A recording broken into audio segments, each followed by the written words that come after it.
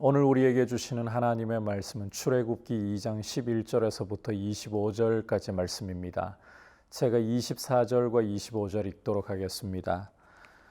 하나님이 그들의 고통 소리를 들으시고 하나님이 아브라함과 이삭과 야곱에게 세운 그의 언약을 기억하사 하나님이 이스라엘 자손을 돌보셨고 하나님이 그들을 기억하셨더라.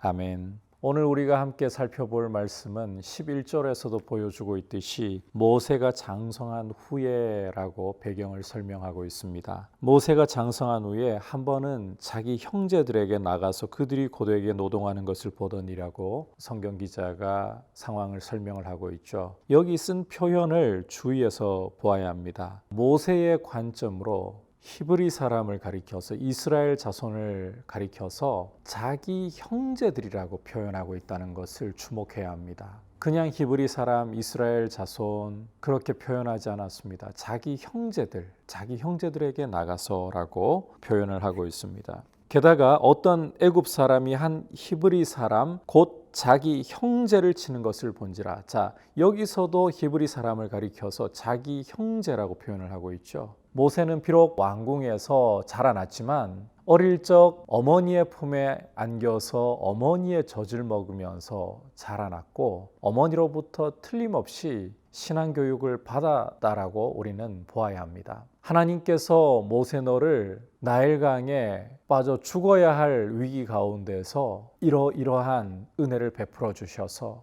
바로의 딸의 아들로 입양되었다. 여기에는 하나님의 섭리가 있다. 너는 장성한 후에 너의 형제들을 돌아보고 형제들을 구원하는 하나님의 통로로 쓰임 받도록 하여라. 분명히 이렇게 가르쳤을 가능성이 높다고 보아야 합니다. 그러니까 모세는 왕궁에서 바로의 딸의 아들로 자라났지만 자기가 히브리 사람이라는 이 정체성을 자기의 민족을 잊어버리지 않고 있는 거예요. 그래서 오늘 성경 기자도 모세가 자기 형제들을 보러 나갔다. 그리고 히브리 사람이 맞는 것을 볼 때 자기 형제가 맞는 것을 보았다라고 성경 기자가 그렇게 기록을 하고 있는 겁니다. 자, 이렇게 히브리 사람이 애굽 사람에게 맞는 것을 본 순간 모세는 속에서 분노가 치밀어 올랐습니다. 그리고 좌우를 둘러보고 사람이 없는 것을 보고는 이 히브리 사람을 치는 애굽 사람을 쳐서 그 자리에서 죽여서 모래 속에 감춰버린 겁니다. 모세는 자기를 통해서 하나님이 구원을 하실 거라고 생각하고 이런 일을 했다라고 우리가 이때의 동기를 판단할 수가 있습니다. 실제로 사도행전 7장에서 스데반의 설교를 들어보면 그렇게 말씀을 하고 있어요. 그리고 이튿날이 되었습니다. 다시 형제들을 보려고 나갔는데 이제는 두 히브리 사람이 서로 싸우고 있는 거예요. 모세가 이걸 보고서 형제들끼리 싸워서야 되나 중재하려고 다가가서는 잘못한 사람에게 내가 어찌하여 동포를 치느냐 이렇게 말리는 겁니다. 그럴 때 이 잘못한 사람이 뭐라고 모세에게 대답하느냐, 누가 너를 우리를 다스리는 자와 재판관으로 삼았느냐, 내가 애굽 사람을 죽인 것처럼 나도 죽이려느냐. 이 잘못한 사람은 모세의 중재를 받아들이려고 하기는커녕 모세를 통해 하나님이 자신들을 구원하실 거라고 기대하기는커녕 오히려 모세에게 누가 너를 우리 재판관으로 우리를 다스리는 자로 삼았느냐고 따지고 묻는 거예요. 뿐만 아니라 네가 어제 애굽 사람 죽이더니 그처럼 나도 죽이려고 하느냐고 대들어버리는 거예요. 모세는 자기를 통해 하나님이 이스라엘을 구원하실 거라고 그것을 히브리 사람들도 받아들여 줄 거라고 생각했지만 전혀 예상치 못했던 일이 벌어지고 모세가 한 일이 탄로나고 만 겁니다. 이 일이 탄로가 나자 바로가 모세를 죽이려고 찾았고 모세는 바로의 낯을 피해서 미디안 땅에 머물렀다라고 15절에서 보여주고 있죠. 하루는 모세가 우물 곁에 앉아 있을 때였습니다. 성경 기자가 이 상황에서 미디안 제사장 르우엘이라는 사람을 또 다른 이름으로 이드로라고 하죠. 이드로라는 제사장을 소개하면서 그 제사장에게 7딸이 있었다. 이들이 와서 물을 길어서 구유에 채우고 그들의 아버지 양떼에게 먹이려고 하는데 17절을 보시면 목자들이 와가지고는 이 이드로의 딸들을 쫓아버리려고 하는 거예요.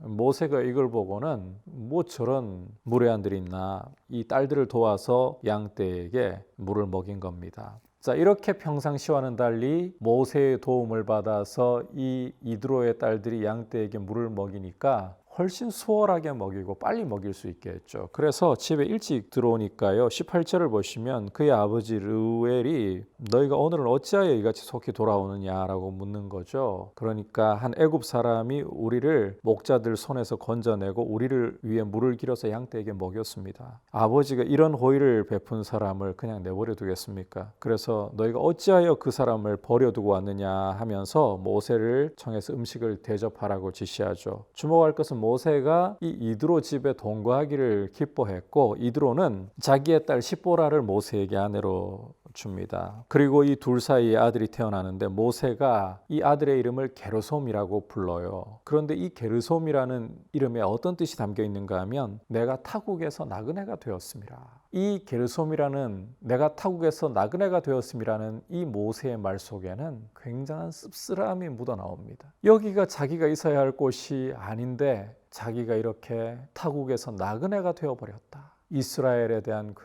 굉장한 서운함이 묻어 있는 것 같아요. 하나님이 자기를 이스라엘의 구원자로 써주실 것이라고 기대했던 그 기대가 깨어진 씁쓸함이 이 말 속에 묻어 있어요. 자기가 애굽 사람을 쳐 죽이고 히브리 사람을 구원해 주면 히브리 사람들은 자기를 환호해 줄 줄 알았습니다. 하나님이 자기를 구원자로 사용하셔서 히브리 사람들의 환호를 받으면서 그들을 구원하는 일이 일어날 줄로 예상했던 것 같습니다. 그런데 그게 참이 깨어져 버렸습니다. 히브리 사람들은 자기를 구원자, 자기를 돕는 사람으로 모세를 받아들이기는커녕 누가 너를 우리 재판관으로 다스리는 자로 세웠느냐, 네가 나도 죽이려고 하느냐, 이렇게 모세를 거절했습니다. 그 결과 이렇게 타국에서 나그네가 되어버린, 바로에게 쫓겨서 나그네가 되어버린 이런 자신의 신세에 대해서 굉장히 씁쓸한 마음이 게르솜이라는 이름 속에 묻어 있는 거예요. 그리고 모세에게 이 허탈감이 느껴져요. 하나님의 큰 섭리 가운데 내가 이스라엘의 구원자로 쓰일 줄 알았더니 구원자는커녕 나그네로 썩어가는구나.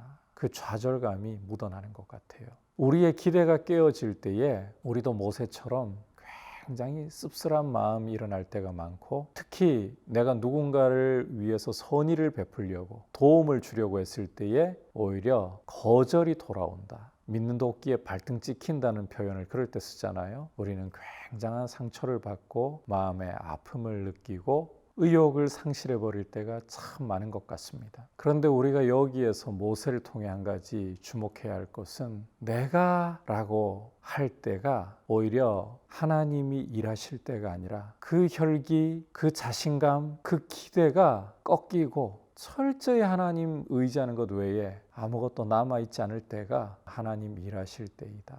하나님께서 모세에게 이것을 가르치시는 것이고 우리에게도 그런 인생의 어떤 배신감과 좌절을 통해서 사람을 믿지 말고 하나님만 더 의지할 것을 가르쳐 주시는 경우들이 종종 있다는 것을 이 말씀을 통해서 한번 생각할 수 있기를 바랍니다. 이제 계속해서 23절을 보시면 모세가 이렇게 바로의 낯을 피해서 미디안에 도망가서 산 지가 여러 해가 지난 후에 애굽 왕이 죽었다라고 말씀하고 있죠. 하지만 이스라엘 자손의 형편은 왕이 죽었기 때문에, 바로가 죽었기 때문에 나아졌느냐? 아니에요. 여전히 고된 노동으로 말미암아서 탄식하고 부르짖는 모습입니다. 주목할 것은 이 고된 노동으로 말미암아 부르짖는 소리가 하나님께 상달되었다. 이들의 부르짖는 소리가 하나님께 상달되었다는 거예요. 그리고 하나님이 그들의 고통 소리를 들으시고 아브라함과 이삭과 야곱에게 세우신 그의 언약을 기억하셨다. 그래서 25절을 보면 하나님이 이스라엘 자손을 돌보셨고 하나님이 그들을 기억하셨다라고 말씀하면서 오늘 2장이 마무리가 되고 있습니다. 모세는 특별한 하나님의 은혜를 통해서 물에서 건짐을 받았고 바로의 딸의 아들로서 왕궁에서 자라게 되었습니다. 그러나 장성한 때에, 그 나이 40일 때에 자기 형제들을 돌아보려고 나가서 돌아보았으나 형제들로부터 거절당했잖아요. 그렇게 미디안 땅으로 도피하여 나그네로서 한탄 가운데, 탄식 가운데 살아가지만, 그리고 묻혀버린 것 같지만 그게 끝이 아니라는 겁니다. 하나님은 그렇게 모세를 묻어버린 채 끝내시려는 것이 아니라는 겁니다. 그런 와중에도 하나님은 이스라엘의 고통받는 소리를 들으시고 아브라함과 이삭과 야곱과 맺은 언약을 기억하셔서 이스라엘을 돌아보신다. 모세를 이 미디안에서 잊혀진 사람처럼 만들어 버리시는 것도 잊혀지게 만드시는 것이 아니라 이 과정을 통해 하나님의 영광스러운 구원을 일으키실 통로로 준비하고 계신다. 바로 이 사실을 오늘 말씀을 통해서 보여주고 있습니다. 이스라엘이 부르짖을 때에 하나님이 들으셨다.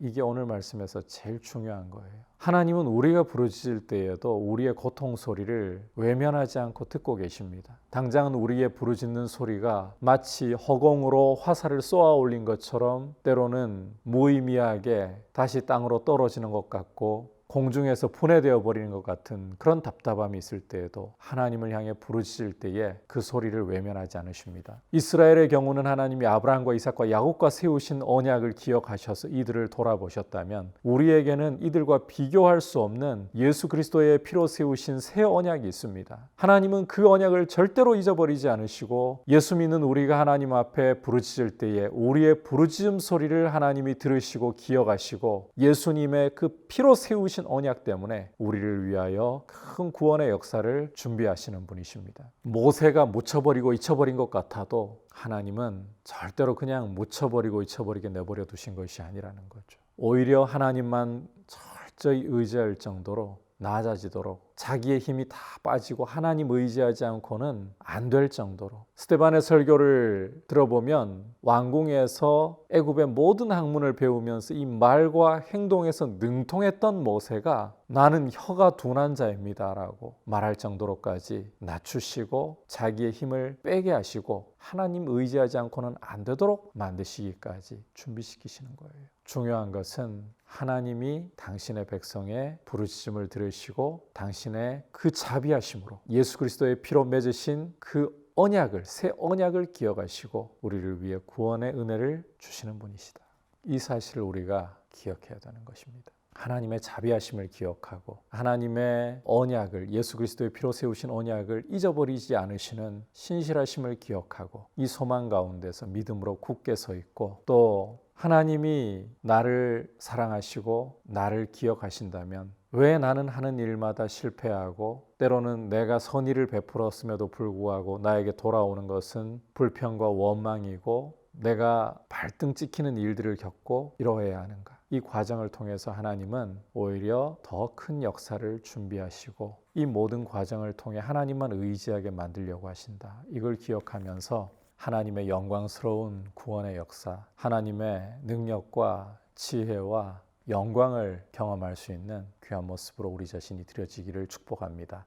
이 시간 말씀을 생각하면서 함께 기도하겠습니다. 내 뜻대로 일이 풀리지 않고 오히려 때로는 믿는 도끼에 발등 찍히고 인생이 허망해지고 허탈해지는 것 같은 상황 속에서도 하나님은 내 힘을 빼고 하나님만 의지하는 법을 가르치고 계신다. 이것을 생각할 수 있도록 마음의 지혜를 주시기를 구하고 아브라함과 이삭과 야곱과 맺으신 언약과 비교할 수 없는 예수 그리스도의 피로 세우신 새 언약을 기억하시고 나를 돌보시는 신실하신 하나님만 의지하게 해달라고 내 부르짖음 들으시는 하나님을 의지하게 해달라고 같이 기도하겠습니다. 하나님 아버지 감사를 드립니다. 오늘 이스라엘을 구원하시기 위하여 큰 그림 가운데에서 일하고 계시는 하나님의 모습을 보았습니다. 비록 모세가 이스라엘을 구원하실 통로로 자신을 인식하고 도우려 했다가 오히려 원망과 불평을 거절을 당하고서 낙심하고 한탄하는 씁쓸함 속에 있는 모습을 보았지만 이것도 하나님께서 모세를 낮추시고 하나님만 의지하도록 준비시키고 계시는 것임을 보았고 하나님께서는 결코 내버려 두신 것이 아니라 아브라함과 이삭과 야곱과 세우신 언약을 기억하고 이스라엘의 부르짖음을 듣고 계신다는 것 보여주셨습니다. 우리에게 예수 그리스도의 피로 새 언약을 세우신 하나님 아버지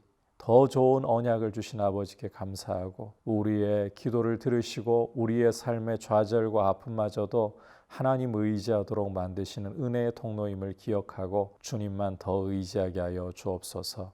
예수님 이름으로 기도드립니다. 아멘.